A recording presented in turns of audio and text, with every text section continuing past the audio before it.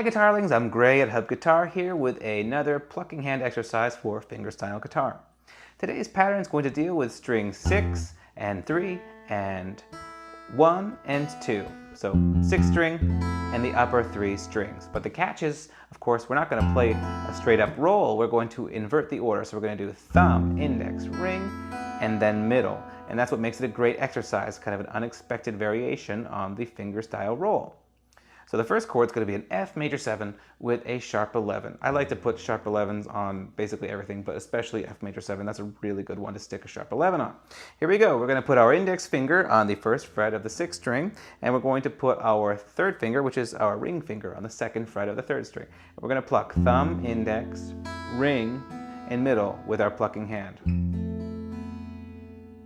And then we're going to go just to a straight F major 7, which means we need to position our middle finger, which is just kind of standing up here, onto the 1st fret of the 2nd string. So very little difference between those two chords.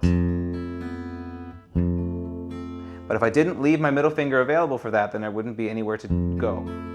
If I started with these two fingers, for example, then I'd have to kind of shift everything around to get to that next chord. The next pattern is E minor. So it's all open strings, which is really nice. Open, open, open, open, thumb, index, ring, middle. And then we're going to go just to a C chord. So to do that, we're just going to get a finger onto the 1st fret of the 2nd string. Now I like to use my middle finger again if possible because it kind of makes sense, because that was the finger I used for the F major 7. So as written, of course, it's just one time per chord.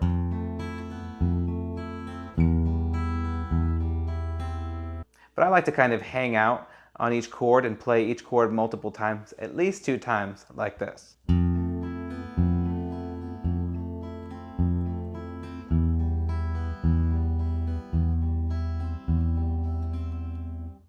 So it's kind of tricky sometimes in there, especially with that C chord.